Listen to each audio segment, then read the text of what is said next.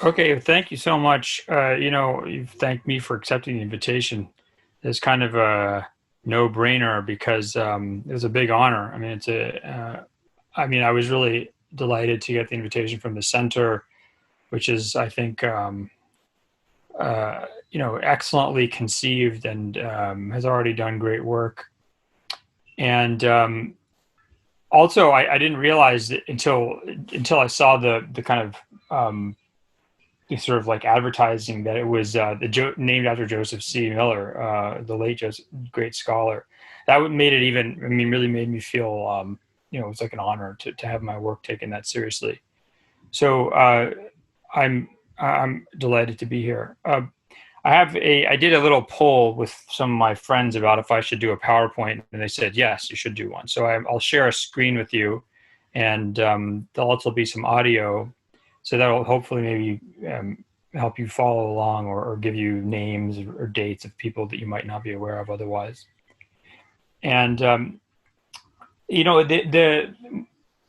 for me, I should just say, from the beginning, for me, this is a really personal issue. I'm Muslim myself, and I really got into studying this issue of slavery and slavery in Islam because I wanted to understand how I, as a Muslim, should understand this topic. So, and and I'm not only Muslim, right? I'm also American, and if you all have been following the news, you've seen how much this debate is a live debate, a living debate in the United States.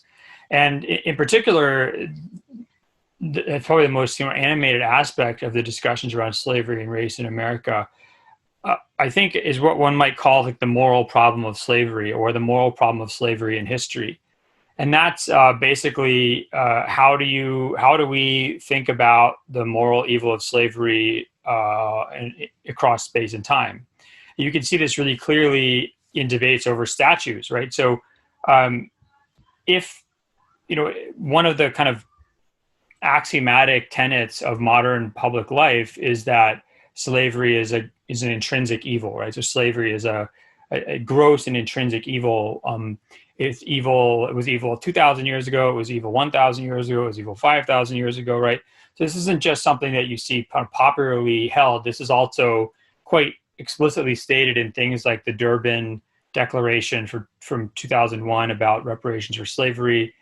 Um, it's sort of something that people wouldn't want to question.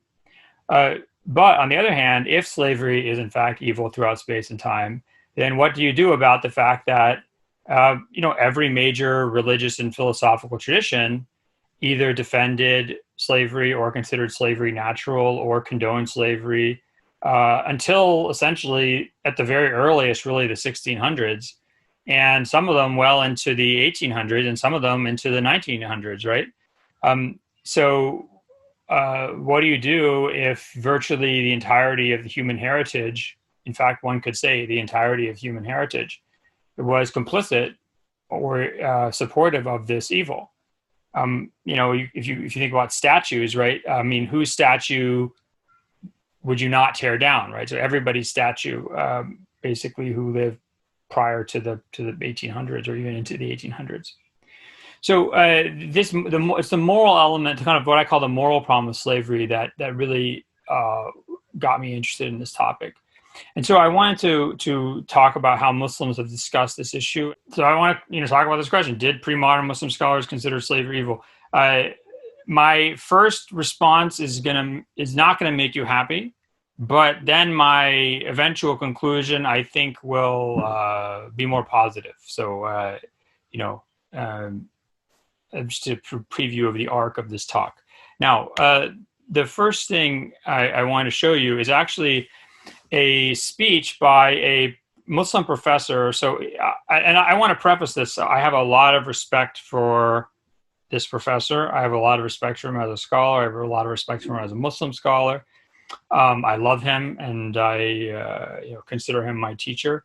So I'm going to make him kind of an object of study here, not because I have any, not as a criticism, right, but more because I think that he really provides an excellent demonstration of some of the tensions and anxieties and difficulties that Muslims have talking about this issue of slavery. And I think also this isn't really a Muslim problem, right? This is actually a problem that essentially all religious traditions have had, whether they've recognized it or not. And you can see some of the same debates taking place amongst American and British Christians in the late 1700s and the 1800s. And so this is sort of a Muslim version of a very common debate around the moral problem of slavery and religion or philosophy. This is a khutbah. So Professor Khalid Abu Fadl is a professor at University of California in Los Angeles. He's a professor in the law school. He's also he has a PhD in Near Eastern Studies from Princeton and a law degree. And so he also gives khutbahs. He has a kind of a Muslim think tank called the Usuli Institute. And he gives khutbahs or Friday prayer sermons every Friday, I think most Fridays, and he records them. So this is actually from about a year ago, and I'll play it now for you.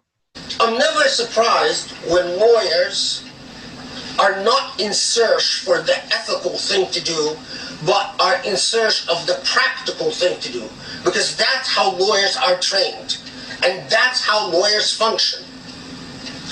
I am surprised, however, by those who are not lawyers, but primarily theologians,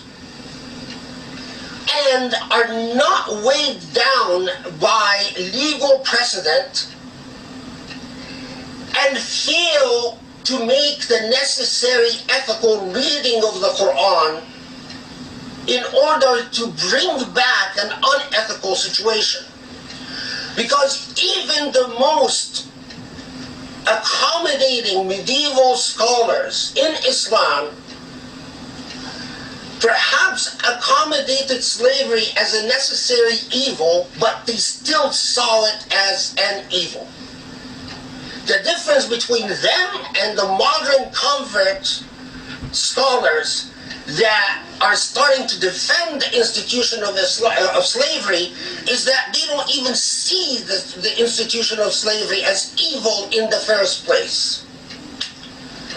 They want to make it morally neutral, or simply condemned or non-condemned on the basis of sociological awareness. It's whatever people decide is good, and whatever people decide is bad. But there's nothing inherently moral or immoral.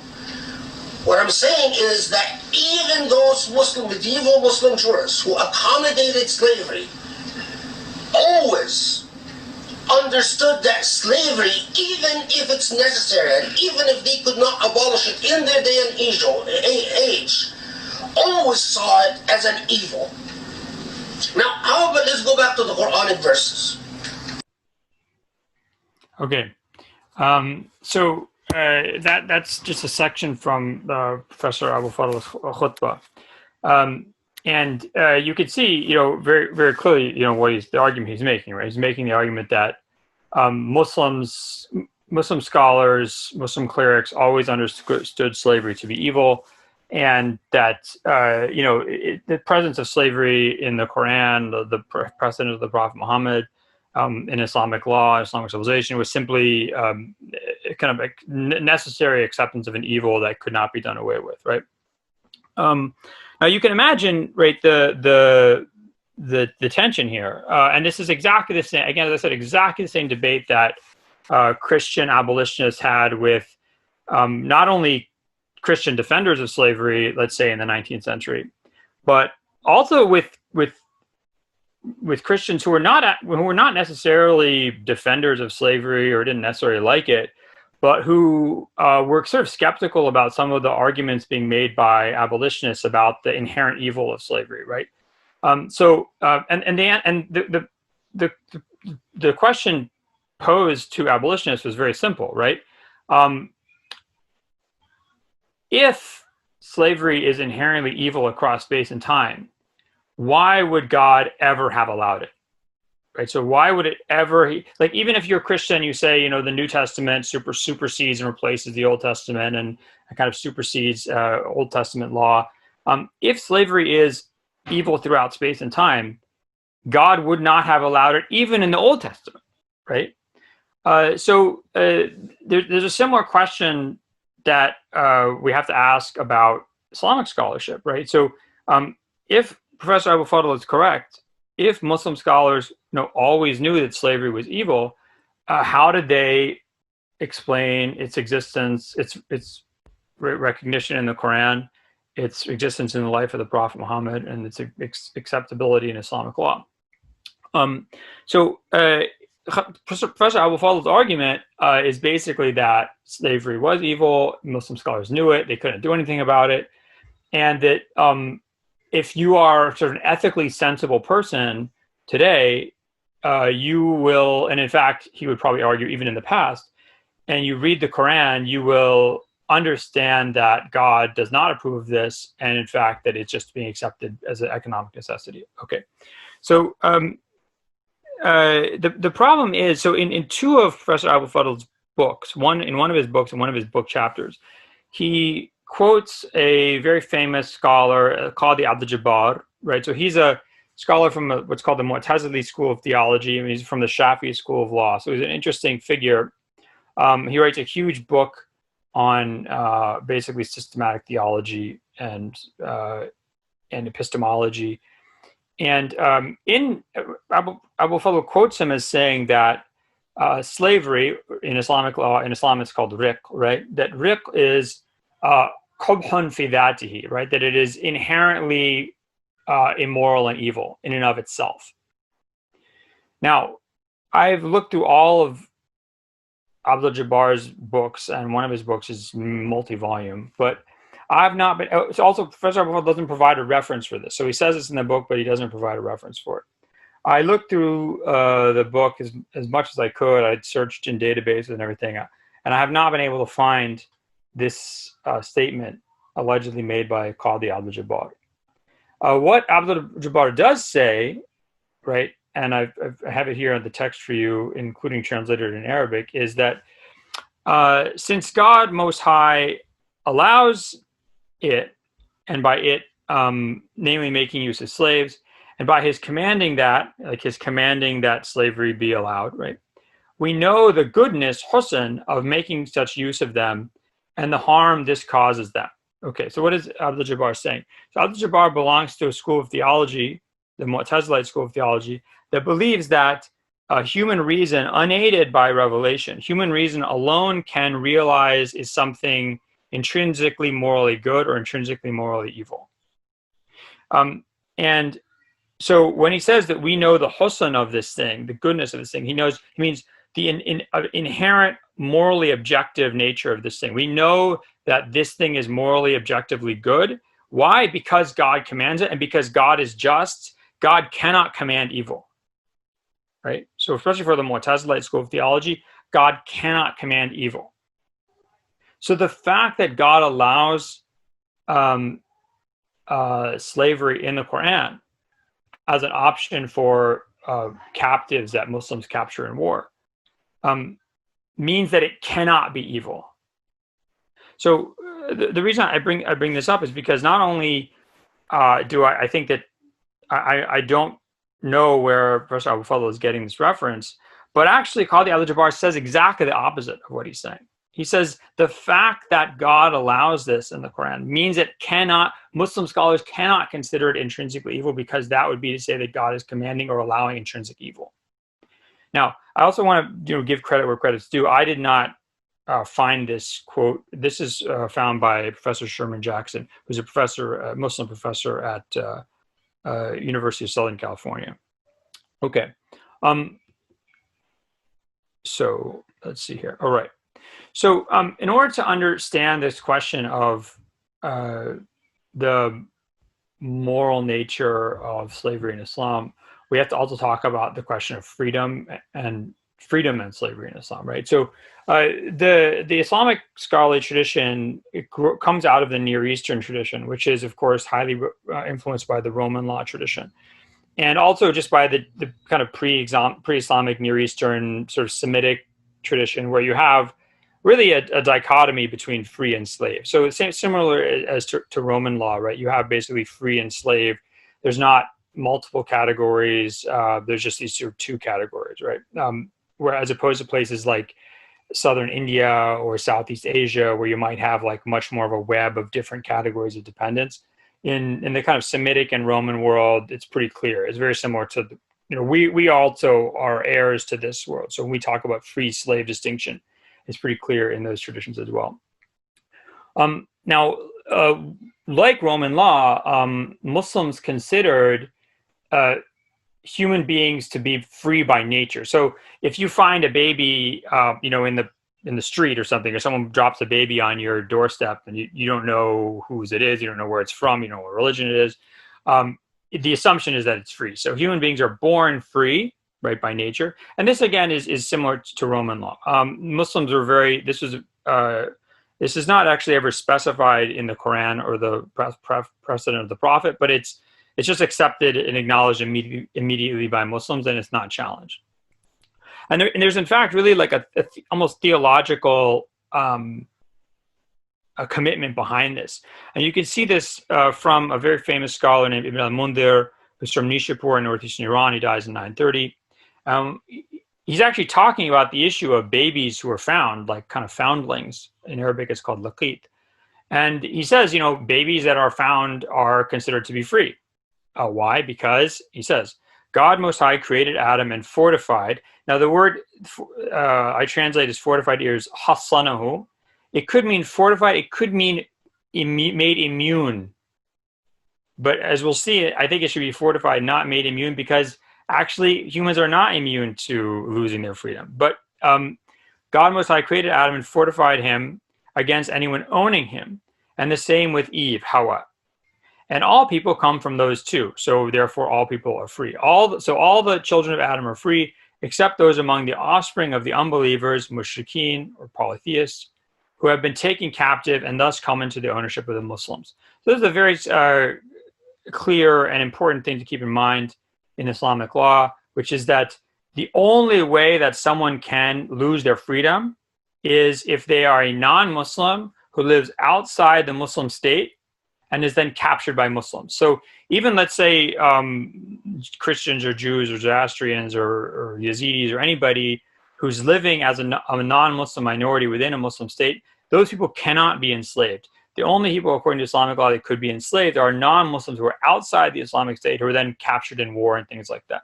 And so basically the sources for slaves in Islamic civilization are capture or raiding outside of the boundaries of a Muslim state, or more commonly is just buying slaves. So if a Scandinavian merchant comes into Bulgar with 500 Russian peasant slaves, he can sell them to a Muslim slave trader who then takes them and sells them in Baghdad or something like that. Okay, now I mentioned something really important, which is that although human beings are born free by nature, right, they can legally lose that freedom. And this is one of the biggest differences between not only pre-modern Islamic law, but also pre-modern kind of Western Roman law tradition, and modern notions of human rights and human rights law, right? So in modern human rights law, freedom is non-derogable, right? So you cannot, non-derogable, right? You cannot take someone's freedom away unless they've committed a crime. So someone cannot be enslaved. Doesn't matter what happens. No one can be legally enslaved, right? In pre-modern Islamic law, just as in pre-modern Roman and Western law, you can be legally enslaved, and essentially the way that you're legally enslaved is through capture and war. Okay. Now, this presented kind of a problem for Muslim scholars, especially Muslim theologians and Muslim legal theorists, who are sort of theorizing about the nature of mankind, theorizing about what the rights that human beings have are, what's called in Arabic hukuk al-insan, or literally it means human rights, the rights of human beings. Hukuk al-abid, the rights of the servants of God, namely human beings. So they had kind of a problem, which is if human beings are born free, how do you explain the loss of that freedom when they're enslaved? Like, how do you justify that? You could just say, well, you're captured, but well, then Muslims could also be captured and they could be enslaved. And scholars never accepted the legality or the possibility of Muslims being enslaved. So even if a Muslim was captured by, let's say, a Christian in the Mediterranean or something like that, that Muslim might, de facto be a slave to that Christian. But legally speaking, from a Muslim legal perspective, that Muslim was never enslaved. It was impossible for Muslims to actually be legally enslaved according to Islamic law. So how do you understand this conception? How do you kind of theorize this loss of freedom? And the way they did this, and you first start saying this really in the 1000s of the Common Era, is the way that Muslim scholars define slavery. In Islamic law, as I said, slavery is called riq. So riq was defined as a legal handicap, or sometimes a legal weakness. In Arabic, it's ajiz or daf, a legal handicap or weakness that inheres in a person because of unbelief. So the definition of slavery is it's a reduction in legal status that is caused by unbelief, kufr. Now, what's actually really interesting is that in some ways, Muslim scholars engage in this really complex theorization of slavery, but actually the real definition for slavery is quite inductive. It's quite ground up. So being a slave is being not free, right? So a slave is someone who has lost certain legal capacities that a free person has. What are those legal capacities? They're the legal capacities that we see from the Quran and the precedent of the Prophet Muhammad and from the early Muslim community, that slaves can't or don't have to do certain things. So for example, slaves don't have to pay the zakat tax. They don't have to pay the charity tax. Slaves don't have to go on Hajj. For most schools of law in Islamic law, slaves can't be witnesses in court. For most schools of law, slaves can't own property. For most schools of law in Islam, slaves can't inherit property. They can't bequeath property, right? So if you take all these little particulars that we know from the Quran and the precedent of the Prophet Muhammad and the early Muslim community, we know that are the kind of distinctions between free and slave, and you add them together, that collection of handicaps or weaknesses is the definition of slavery. Now, the reason that it's caused by unbelief is because that's the only thing that Muslim scholars could think of to explain why certain people could lose their freedom. It had to be because they were unbelievers, right? That's the only people that can be enslaved legally are non-Muslims who are outside the abode of Islam, who are then captured by Muslims. Okay. Now, this actually presented several real problems. And in these problems, you see the tension and the kind of conflict or the push and pull between different rights and benefit and notions of benefit. So on the one hand, you had the default freedom of human beings. And on the other hand, you had property rights of owners. Right?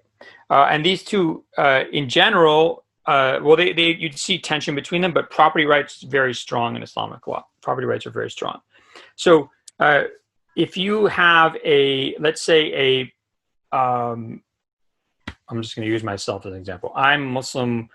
I capture a Christian in steppes of Russia. I bring them back to the abode of Islam. Now they're my slave.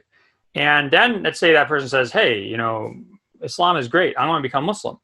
Now that person is Muslim. But just because they're Muslim, I don't have to free them.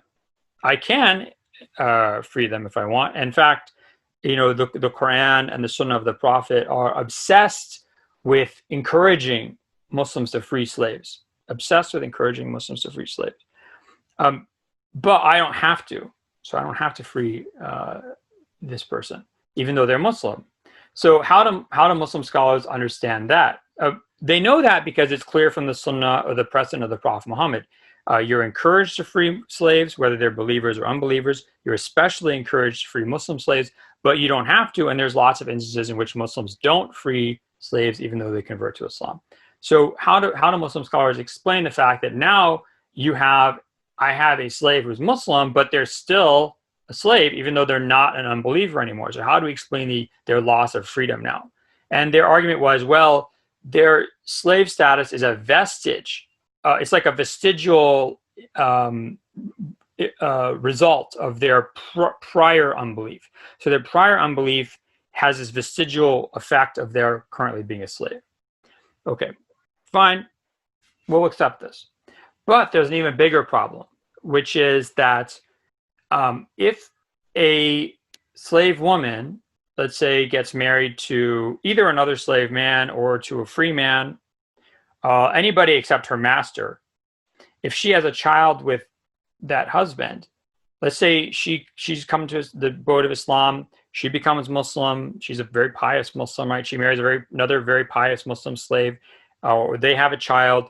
That child is born a slave, even though that child never experienced unbelief. So they were never a pagan, they were never a Christian, they were never anything. They were always a Muslim from the moment they were born because their parents were Muslim. So how do we explain their being a slave? And here Muslim legal theorists really had, they're kind of running up against the rocks, so to speak. And so when you look at someone like the Hanafi legal theorist Abdulaziz al-Bukhari, who died in 1330, he talks about this, and he basically says, okay, the child is a slave because this is a command of the divine law, because God says so, and because the ownership right of the owner supersedes the sort of not only the natural right of human beings to freedom, but also the fact that this person is now Muslim and that Muslims can't legally be enslaved. The child is a slave because he was never actually enslaved. He was born into this status. And al-Bukhari offers sort of an analogy. He says, there's certain kinds of land that, if they're owned by a non-Muslim, they get taxed in a certain way. And then even if a Muslim buys the land, the Muslim still has to keep paying that earlier tax. And he kind of uses this as an analogy. But you really, I think it's becoming pretty clear that this theorization is really falling apart. And it's falling apart because Muslim scholars always had a very strong affirmation of property rights and ownership rights. And those ownership rights often trumped, I hate using that term, but trumped other things like inherent human right to freedom. Okay, there's other, I think, aspects of this theorization that show how weak it was. One is what's called the Ahlul Fatra idea. So this Ahlul Fatra means the people who live in times and places of vitiated prophecy. And this is a phrase that really appears in the Quran, not exactly as this in those words, but the notion of Fatra appears in the Quran. And it's explained clearly in the Quran, which is that people are not held accountable for not being Muslim. So God does not punish people for not believing in Islam if they never learned about Islam. So if you live in, Peru in 500 AD, or let's say, no, Peru in 800 AD, right? So there's no more prophets after the Prophet Muhammad. And you've never heard of prophecy, right? You're not going to be punished by God for not being Muslim because you never heard about Islam. Like, God will judge you independently on the Day of Judgment. Similarly, if you live in Nebraska in the middle of America and all you do is watch Fox News 24 hours a day, you also, according to a lot of Muslim scholars, not going to be judged by God for not being Muslim, because all you've ever seen about Islam is that it's the religion of terror and, people screaming and yelling and, waving black flags and stuff like that, right? So here's the thing. If the only people who can be enslaved legally in Islamic law are non-Muslims outside the abode of Islam, right? So they don't have any contact with Muslims. They probably have no idea what Islam is. If God is not going to punish them for not being Muslim, why do Muslims have a right to enslave them, right? So why does their unbelief, which God basically discounts, why does that become a valid cause for their loss of freedom? And the second problem with this theorization is that there's the tension between there's not a clear line or a clear and consistent relationship between property rights and freedom or the Quran and the Prophet Muhammad's urge to free slaves. So Islamic law, in its root in the Quran and the precedent of the Prophet Muhammad, in its historical development, is obsessed with emancipation. I don't know of any other religious or philosophical tradition prior to the 1800s, really, that is as obsessed with emancipation as the Quran, the precedent of the Prophet Muhammad, and Islamic law is. The rewards you get for freeing slaves, the encouragement you get for freeing slaves, are just, you can't count the number of prophetic reports that encourage this. And the way that Islamic law sets aside other really important legal principles, like, for example, intention in contracts. So when people make an agreement or say something, what they intend is really important. But when it comes to things like, let's say, in the Shafi'i school of law, if I have a slave and I say to my slave, okay, clean up this, and after that you're free to do, go and do whatever you want. The fact that I say you're free, boom, automatically, even if I didn't mean to free that person, the slave becomes free. If you're walking down the street and you kind of bump into somebody and you say, oh, sorry, my good free, in Arabic, you're like, my free man, my good man, right? And that happened to be your slave, you accidentally said that to him, boom, that person is free. This is in the Hanbali school of law. So the Islamic law was willing to sort of supersede certain important legal principles, even for the sake of freedom. Here's the problem, right? So slavery is present in the Quran. God can't command something that's evil, therefore slavery cannot be intrinsically evil in Islamic law. Now, slavery is a result of unbelief.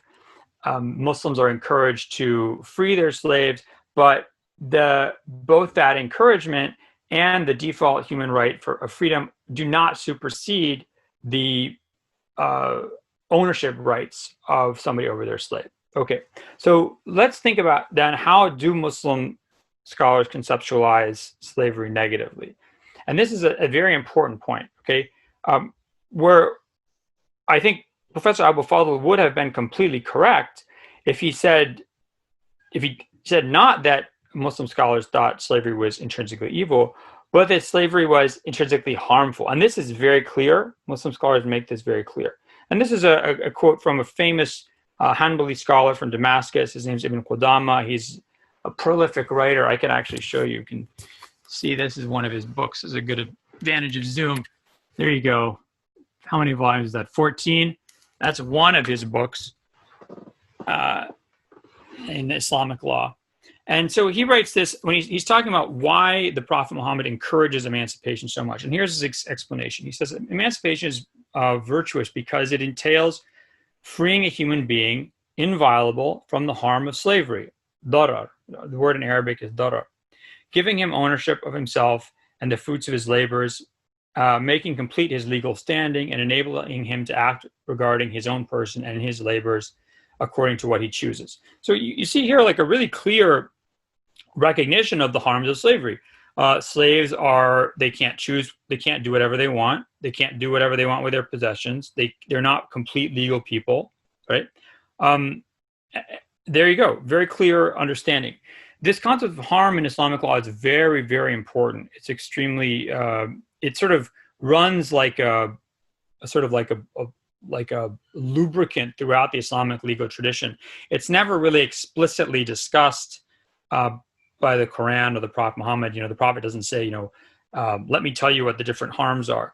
But the idea that both by looking at the scripture of Islam and by looking at local custom, you can determine that certain things are harmful or not, and that really affects things like how we should understand marriage, how we should understand contracts, how we should understand, what kind of actions are considered tortious or inflicting wrong on other people. This notion of harm is very, very important in Islamic law. So you see here very clearly this idea that slavery is actually harmful. It's actually harmful. And it's not just Ibn Qudama who says this. For example, Ibn Rushd al-Jid, the grandfather of the famous philosopher Averroes, Ibn Rushd al-Jid, who died in 1126 of the Common Era, He's himself a very, very accomplished jurist who writes, multi-volume works. He talks about slavery is harmful because it takes away people's freedom, takes away people's ability to be to act freely in the world, right, and to enjoy the full rights of other people. And so emancipation returns that right returns that benefit to those people. And another point in the book, which is really interesting in Ibn Qudama's same book, he talks about a case of it's sort of a weird situation, but I'll just use myself as an example again. I have my father is, let's say, divorced, and I want to give him a slave woman so that he can have a companion. And I'm, let's say, rich son. I've made it big in the Baghdad equivalent of tech, Silicon Valley or something. So I give him this slave woman. I'm actually not allowed to do that. Why? According to Ibn Qudama, because I can't give him marry him to the slave woman, right? Because the child born of that relationship would be a slave, because the slave status follows the mother. And Ibn Qudama says that's harmful, that creates harm. And Ibn Qudama is very specific about this, even if my father says it's okay, I don't care, I cannot give him a slave wife, because I am wronging that child. I'm creating a child that has been wronged by having the harm of slavery invested in him from his birth. Okay. Now, one could say, well, Professor Brown, that's really clear. Muslim scholars thought slavery was harmful. One of the major principles of Islamic law is ad-darar yuzal, harm should be removed. The Prophet Muhammad ﷺ said, a very famous hadith, la darar wa la dirar, there's no harm and no harming, right? So it's very important. So why should Muslim scholars ever allow slavery at all?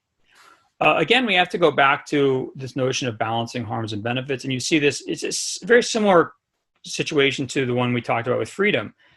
Freedom is a human being's inborn condition, it's their natural condition, but they can lose that. Freedom is not the most important thing in Islamic law. And you can see this, Ibn Qudama has a great discussion of it, or lots of Muslim scholars, but Ibn Qudama is one of them. Manumission, or freeing your slave, was highly encouraged in Islamic law. You got a great reward from God. But it wasn't good in certain circumstances. In fact, it was not allowed in certain circumstances. In the Maliki school, you see the idea that you shouldn't free your slave if the slave has heavy debts. By the way, the Maliki school is the one school that really allowed slaves to own property. So that's why you're talking about a slave who has debts, right? But you're not allowed to free a slave, and then that slave is in an economic situation where they can't survive on their own.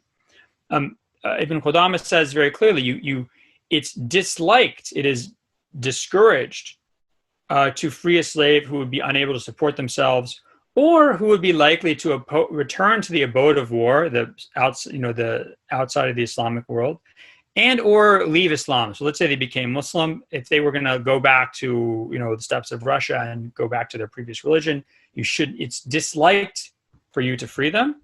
And if you're sure that they're going to do these things, if you're sure that the slave is going to be a burden on society, if you're sure or substantially sure that if it's a woman, she's going to, let's say, become a prostitute, or a man, he's going to end up stealing to support himself because he doesn't have any other ability to support himself, it's prohibited for you to free them. And finally, I'll just close with this one vignette, or an encounter between two very famous scholars, the founder of the Shafi school of law, Muhammad ibn Idris al-Shafi, and his teacher, who's also a founding figure in the Hanafi school of law, Muhammad bin Hassan al-Shaybani. They have this debate because their two kind of legal methodologies or legal visions have different understandings about rightful ownership and harm. And this debate appears in lots of sources, but this version includes something about slavery, so I want to mention it. So the debate is, if someone has wrongfully appropriated something, do they have to give that back to the original owner, even if it causes harm? And the debate they get in is over a piece of wood. So let's say someone steals a piece of wood, or they take it, they don't even know they're stealing it, but it's not theirs, they take it, and they go and they build their house, and it's sort of, this piece of wood is a basic foundational piece of wood in that house. Then the rightful owner comes along and says, hey, I want my piece of wood back. According to a Shafi, you have to give that piece of wood back, even if it means your whole house is going to fall over. Shaybani says, no, no, no, no. The Prophet said, no harm and no harming. Therefore, if you want, you can yank that piece of wood out and your house can fall down. You give it back to the original owner. But you can also just pay them the value of that wood. And therefore, no harm will be done to you. And Shafi, his response to Shaybani is very interesting. He says, okay, Shaybani, let's imagine a situation. Let's imagine that a man wrongfully appropriates another man's slave woman.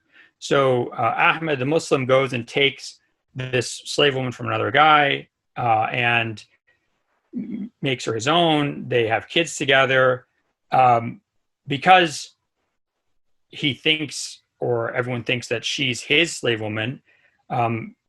Because she's his slave woman, the children are actually free, right? So they're born free. This is a unique feature of Islamic law. And they have 10 children, 10 sons, and they all become very pious. They all memorize the Quran. They all become leaders in the community. They all become judges, Sharia court judges. And then indisputable evidence is given that this woman was actually wrongfully appropriated by this guy, Ahmed, and in fact, her real owner is this other fellow. What should happen? Shaybani here is trapped, right? Because in the case of the wooden plank, he's willing to kind of push back against the original ownership right of that plank owner, that wooden plank owner. But in the case of slave woman, it's so established in Islamic law that a slave woman belongs to, or any slave or a slave woman belongs to her owner, and the children that woman has belong to her owner, that he has to say, well, yeah, those people, those 10 sons, they would actually be enslaved because they were never really free. They were actually slaves. They were actually the property of their owner, of the owner of this woman. And then Shafi says, what's more harmful, taking a plank out of a building or doing this? Because if you have, a slave cannot be a judge, right? A slave cannot be the leader of a community, like the political leader of a community.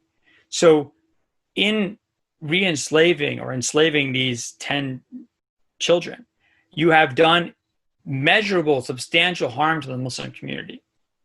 But Shafi realized Shaybani is unable to sort of prioritize avoiding that harm over the property right of the owner. Okay, I know there's probably, these are controversial issues, and I want to make sure there's plenty of time to ask questions or make comments. So I will now be happy to hear anything you have to say.